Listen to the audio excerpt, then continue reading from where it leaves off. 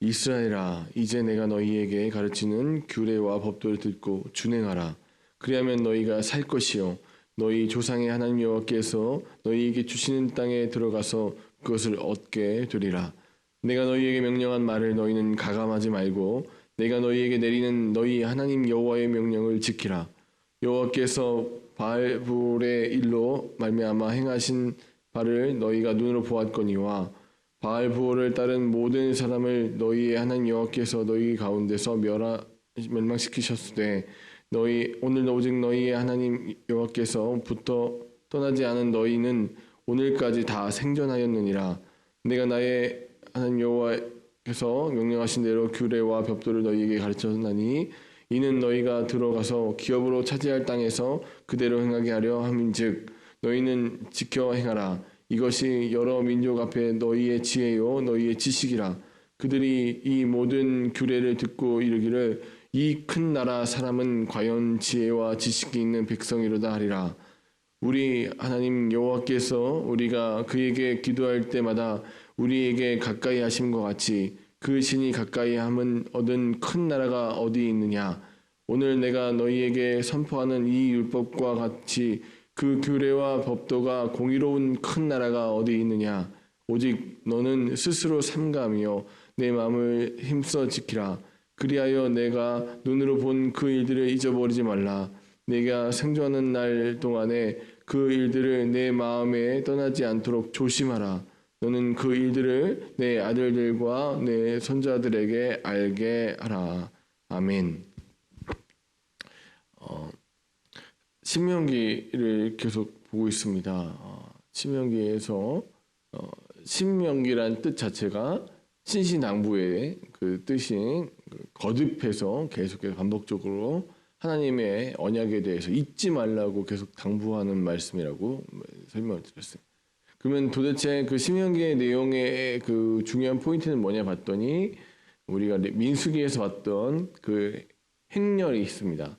그 성막을 중심으로 그 성막이 오염되지 않도록 레위 지파와 제사장들이 그 성막을 둘러 덮고 양옆으로 세 지파, 앞 뒤로 세 지파에서 12지파가 이 성막을 호위하는 형태로 가나안에 들어가고 있는데 이것은 곧 왕의 행차와 같이 성막을 중심으로 이스라엘 백성들이 계속해서 전진해 나가서 결국엔 그 가나안을 점령하게 되는 것인데, 그럼 이 모습이 과연 이스라엘 중에 하나님이 누구신가, 왕이 누구인가를 보여주는 큰 그림이라고 했어요. 그러면 이스라엘 왕은 여호와 하나님이시다. 그러면 그 왕의 명령을 따라서 수행할 때에, 그 왕을 따라갈 때 이스라엘은 가나안을 당연히 위협으로 받게 될 것이고, 만약에 불순종한다면 어떻게 되는 거예요? 저주를 받고 이 고통을 받게 될 것이다라는 두 가지 정확한 것들이 있습니다. 그래서 순종하면 축복을 받고 가나안 땅에 들어갈 것이고, 불순종하면 저주를 받고 괴롭힘을 당하게 될 것이다. 여러분들 이제 그때도 말씀드렸지만, 여러 번 말씀드리지만, 가나안 자체가 문화권이 달라요. 그러니까 이집트는 이렇게 지도를 같이 살펴보시면 지도에서 이집트는 구석에 처박혀 있고, 가나안은 소위 말해서 비옥한 초승달지대라고 하는 문명이 발달이 가장 좋은 지역의 끄트머리쯤에서 잘 붙어 있단 말이에요. 비옥한 땅이에요, 가나안 땅은. 근데 그 지역에는 철기 문화, 이쪽은 청동기 문화권을 살다가 그 광야에서 40년 동안 유리 방황하던 사람들이 가나안을 쳐서 복종시킨다는 건 말이 안 되는 거예요. 그럼 오늘날 어떤 느낌이냐면, 이제 무슨 이제 강원도 지역 어느 이렇게 지역을 비하하는 건 아닙니다. 어디 이 삼척이나 그런 동네에서 살다가 강남에 들어와서 강남에 있는 것들 이렇게 물건들을 자기 돈으로 사가는, 오늘날로 말하면은 아주 촌사람이 대단히 좋은 동네에 진출해서 그 지역을 갖다 자기 걸로 만들어가는 이야기라는 거예요. 거의 불가능한 이야기가 이 이스라엘 백성들이 일어나는데, 도대체 이스라엘 백성들이 뭐가 달라서, 뭐가 특별해서 도대체 가나안을 점령할 수 있었나를 살펴보니까 특별한 게 하나도 없어요.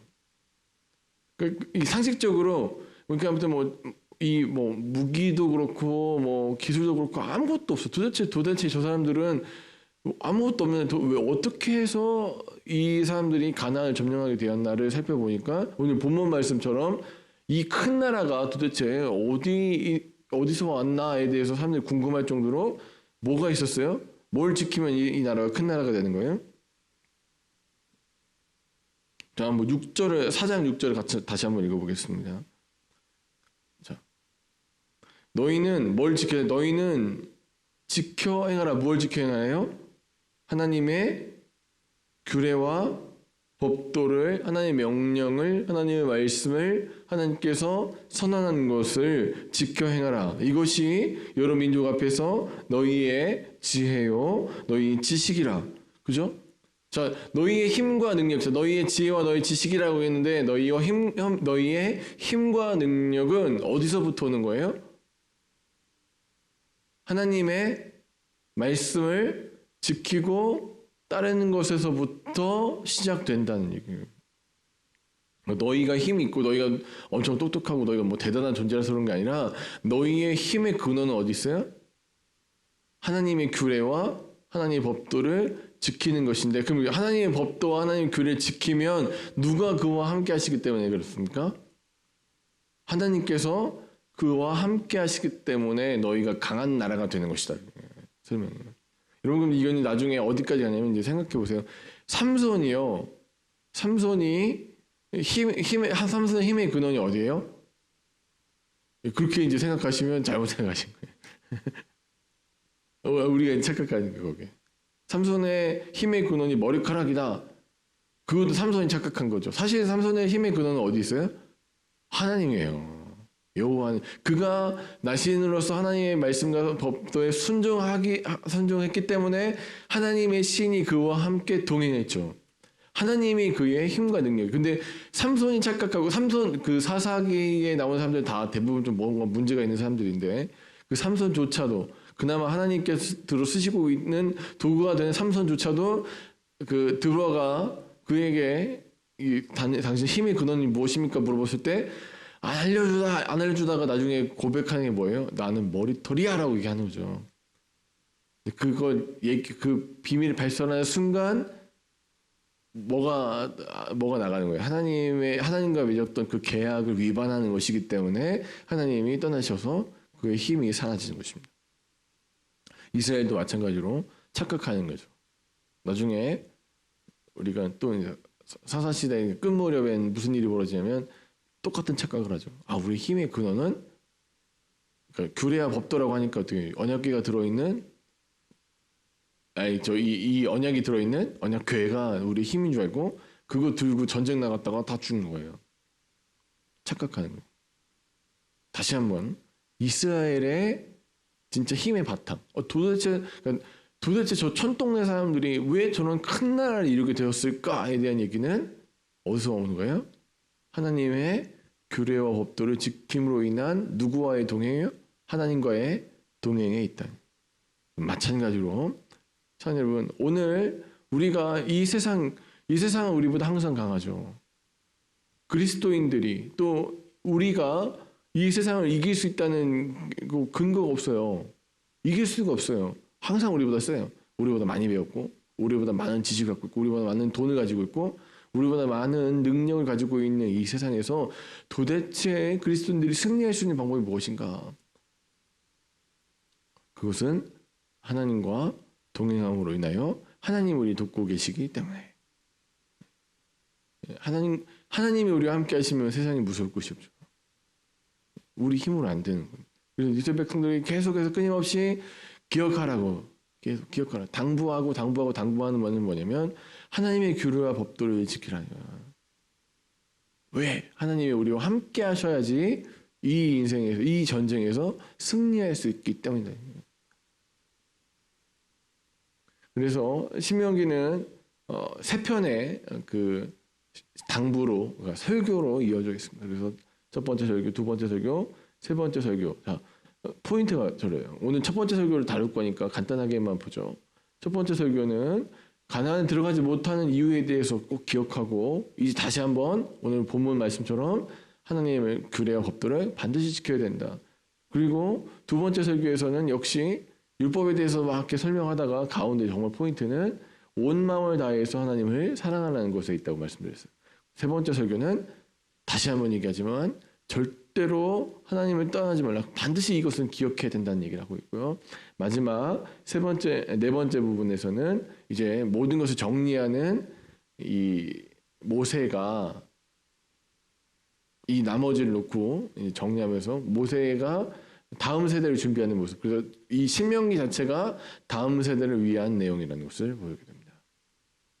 자, 유명한 노래 제목이 하나 있습니다. 과거를 묻지 마세요라는. 이 노래 알고 계시면 굉장히 연세가 많으실 거죠. 저는 들어보지 못했어요. 자, 과거를 묻지 마세요라는 얘기를 하죠. 그래서 좀 잊어버리길 바라는데 신명기는 그 반대로 과거를 기억하세요.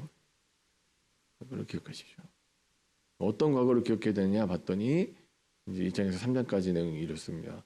우리가 불순종으로 인해서 광야 40년을 살았고 그로 인해서 1세대가 가나안에 들어가지 못한 것, 하나님의 분노가 있었던 것. 그래서 하나님의 그 규례와 법도라는 하나님의 명령을 따르지 않았을 때 어떻게 되는지에 대한 것을 반드시 기억하라고 짚어주고 있어요. 굉장히 아픈 부분이죠. 지금 가나안 못 들어가는 사람들도 이 글을 읽을 텐데 읽으면서 우리가 이렇기 때문에 못 들어가는구나.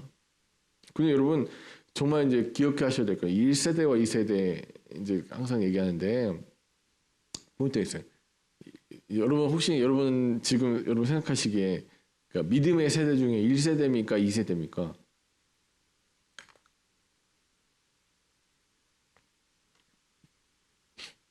연세들이 있으시고 자녀가 있으시면 저 같은 경우도 이제 자녀가 생겼기 때문에 본의 아니게 1세대가 되어버렸죠.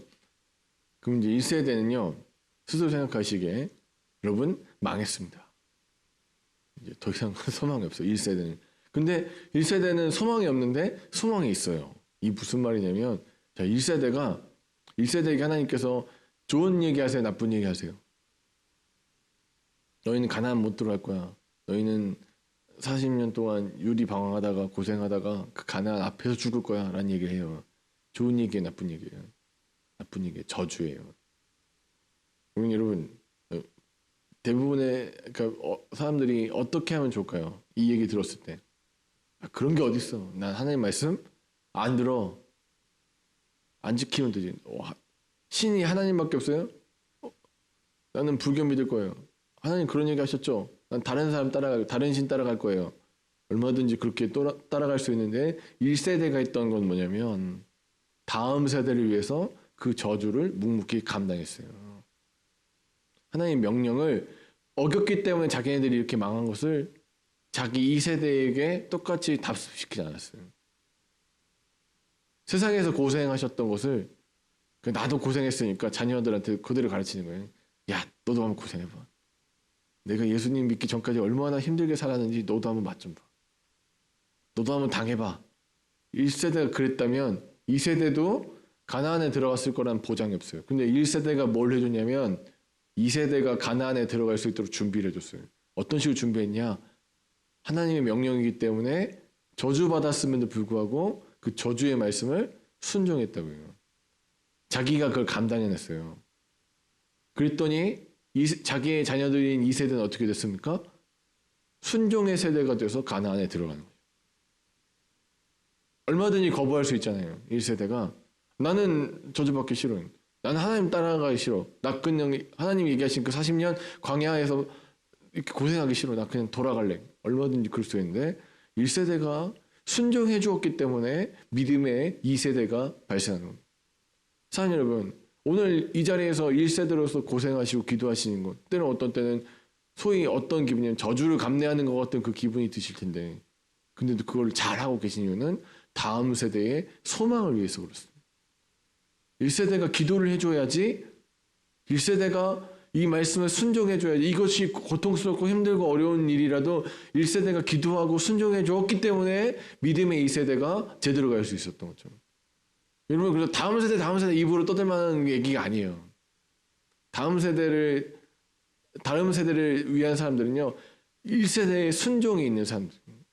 이렇게 힘들고 어려웠죠. 세상 살 때 하나님 말씀 지키고 사는 것, 세상 살 때 하나님 뜻대로 사는 것 쉽지 않다, 어렵다. 그런데도 불구하고 그걸 지켜주었기 때문에 이 세대가 어떻게 사는 거예요? 당연히 그런 줄 알고 사는 거예요. 저희 부모님 이제 목회자가 두 분 다 되셨지만 그 전에는 제가 어릴 때 초등학교 때는 두 분 다 집사님이었단 말이에요. 근데 저는 기억이 하나 있어요. 주일은 아침에 일어나서 목욕탕에 가고 새벽 5시에 초등학교 다닐 때였던 것 같아요. 초등학교 이제 7살, 8살 때부터 그랬던 것 같은데 당연히 아침 5시에 일어나서 제일 일찍 여는 목욕탕에 들어가서 아빠랑 둘이 깨끗하게 씻고 나와서 예배 들어가는 500원 딱 내가 받았던 용돈 500원 딱 챙겨갖고는 헌금으로 딱 들고 가서 지키는 거예요. 저는 어릴 때 그게 당연한 일이었어요. 당연한 거. 나중에 이제 사춘기가 좀 지나는 무렵에 친구들 물어보는 거예요. 너 왜 교회 가? 주일날? 당연한 거 아니야? 친구들 얘기해. 그게 왜 당연한 거야? 주일날 나중에 개인에 비해서 일요일날은 아침에 어린이 명작동화라는 굉장히 재밌는 만화도 하고 뭐 이런저런 그 게임하는 프로그램도 하고 얼마나 재미있고 TV가 많이 재미있는 게 많고 또 저기 놀러 갈 때가 많은데 너 왜 교회 가? 그게 교회 가는 게 다른 사람들한테 이상한 거구나를 그때 알았어요. 그 전까지는 너무 당연한 거예요. 왜 그랬나 봤더니 1세대가 신앙을 이렇게 훈련시켜줬어요. 사랑 여러분, 1세대의 역할이 있습니다. 1세대의 역할이 있습니다. 내 자녀들에게 감당해야 될 1세대의 역할이 있습니다. 제대로 전수하지 못했기 때문에 제대로 전수받지 못하고 제대로 따라가지 못했기 때문에 실패한 자기의 역사를 고통스럽지만 다시 한번 꺼내보는 거예요. 왜 신명기가 이제 다음 세대에게 정말 중요한 성경이 이 신명기를 꺼내면서 그 현장의 첫 장에 1장부터 3장이라는 굉장히 서론이라는 꼭 중요한 그 페이지 첫 장에 실패의 역사를 갖다가 계속 기술하고 있는가? 왜 거기를 갖다가 실패로 쭉 써놨는가?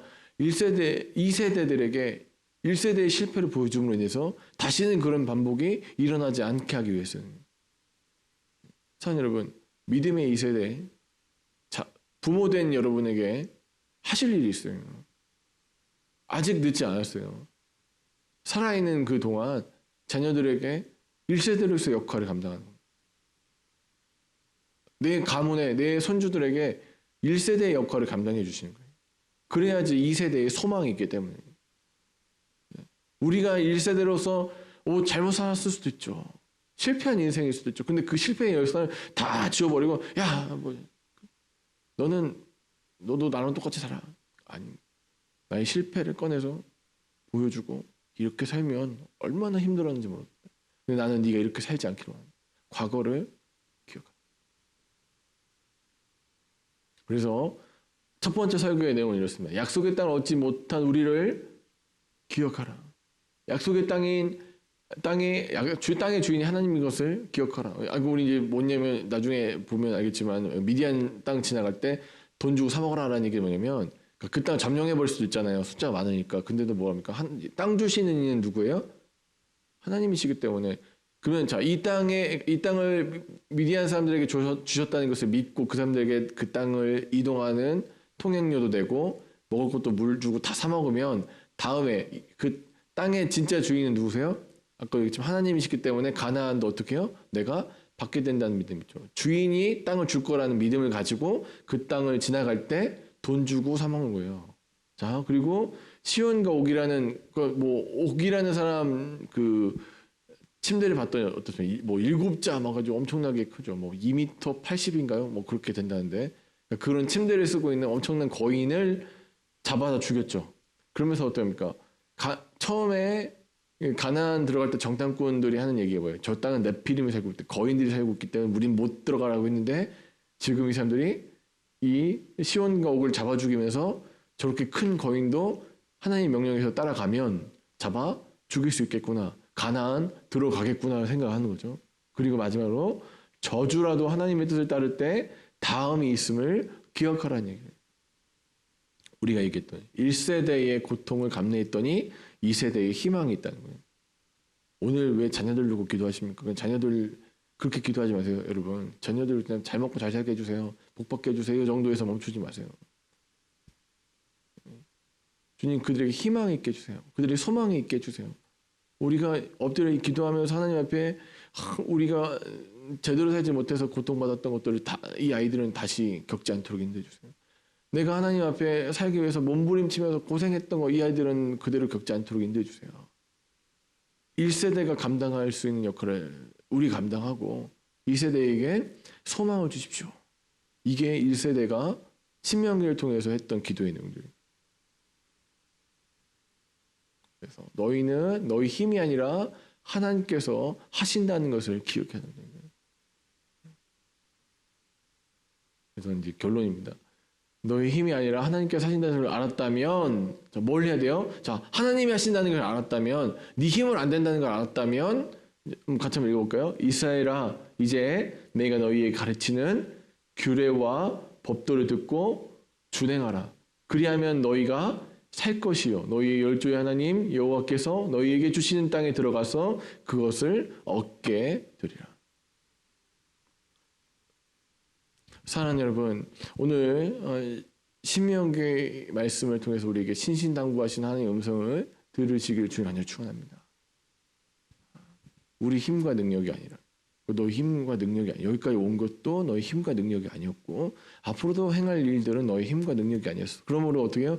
하나님이 원하시고 기뻐하신 그 명령을 따라서 그 명령을 지키고 수행하는 거예요. 삶으로 살아내라고. 그래서 하나님을 경외하고 하나님에 대한 알매 지식에 대해서 설교를 쭉 했어요. 자, 이것은 우리가 하나님과 그 광야 생활하면서 40년 동안 하나님이 어떤 분이신지를 갖다가 몸으로 알게 되었어요. 아는 것에서 멈추는 것이 아니라 반드시 어떻게 해요? 삶으로 순종하라는 것입니다. 첫 번째 설교의 내용은 이것입니다. 삶으로 순종해 내라는 것. 네가 알고 체험했던 하나님이. 여러분, 오늘도 주님께서 우리와 함께 하시고 우리는 하나님에 대한 정보는 참 많이 알고 있어요. 성경이 우리에게 있고 그동안 들었던 수많은 설교들이 우리에게 하나님을 아는 지식을 제공합니다. 그런데 그 하나님이 나의 하나님이 되는 역사는 말씀을 순종하는 것에서부터 시작됩니다. 여러분, 오늘 하나님의 말씀 한 절 읽고 하나님의 말씀 뜻을 따라서 그 말씀대로 순종하며 사는 여러분 되시기 주를 간절히 축원합니다. 그래서 누군가 얘기해 주는 하나님, 목사님이 얘기해 주는 하나님, 전사님이 얘기해 줬던 하나님, 또 내가 성경을 통해서 알고 있던 하나님이 내 하나님 되는 역사가 사랑하는 저와 여러분의 삶 가운데 오늘 일어나기를 주님의 이름 간절히 축원합니다.